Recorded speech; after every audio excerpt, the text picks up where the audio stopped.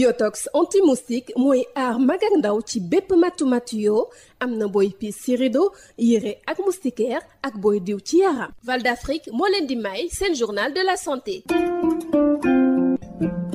dalee nag jàmm tey li ñuy waxtaane mooy ñàkk gu bari rawatina ci jamono tàngoor gi ñu nekk lan moo tax nit ñu bari di faral di ñàkk rawatina bu tàngee dañ ciy teewlu docteur Adi Hakim di dermatologue vénérologue. Il faut ñu xam que ñax normal na ak tamit ku ñaxul day indi ay feebar boppam parce que température bi maanaam température u yaram bi dafay war a nekk 37 degré 5 suy yokk day indi yaram buy tàng. Donc ñax bi dafay ñëw pour mu wàññi température bi 1 degré ba 3 degré ñax bi normal na mais ñax bi suy ñëw ay certaines parties ci yaram bi maanaam poxotaan yi ak ci culotte bi ci suuf foofu day xeeñ. léegi docteur yan pexe ngay digtal ngir wàññi ñàkk boobu te fexe ba du ànd ak xeet bu naqari. pour mu bañ a xeeñ ñun lu ñuy préconiser maladie ñu jël lu ñuy waxee pierre d'Alain mooy pierre naturelle wala ñu jël ay déodorant wala ay stick médicaux wala troisième chose ñu mun a def lu ñuy waxee injection botox ci poxotaan yi pour mu wàññi ñax bi wala pour mu arrêter ko période 3 mois ba 6 mois mais seulement ci zone wuy xeeñ par exemple ci kanam bi on préconise pas arrêter ñax bi parce que dañ ko soxla pour réguler suñu température. docteur Adi Hakim jërëjëf mbokk yi fii la ñu yem ak yéen ñu yendoog jàmm.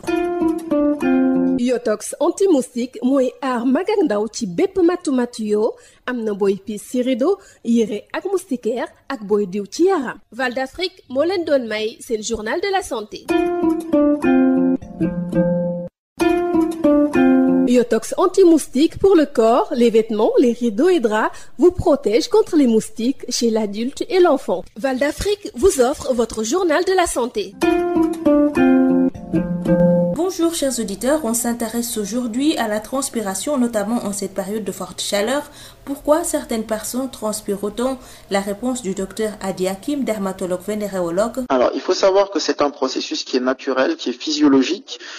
La chaleur va entraîner une dilatation des vaisseaux sanguins qui sont sous la peau et pour refroidir, la peau va suer et entraîner une diminution de 1 à 3 degrés de la température corporelle à la surface de la peau. Sinon, si on chauffe trop, on risque de faire une hyperthermie et de mourir.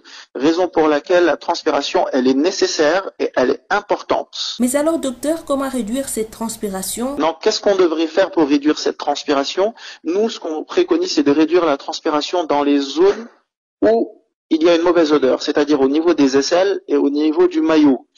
Et dans ce cas-là, ce serait bien d'utiliser des crèmes ou des sticks anti-transpiration ou par exemple la pierre d'Alain ou également pour certaines personnes qui sont très gênées de faire des injections de toxines botuliques au niveau des aisselles pour arrêter la transpiration. Merci beaucoup docteur Adi Hakim, je rappelle que vous êtes dermatologue vénérologue. C'est tout pour aujourd'hui, merci de nous avoir suivis. Yotox anti-moustique pour le corps, les vêtements, les rideaux et draps vous protège contre les moustiques chez l'adulte et l'enfant. Val d'Afrique vous a offert votre journal de la santé.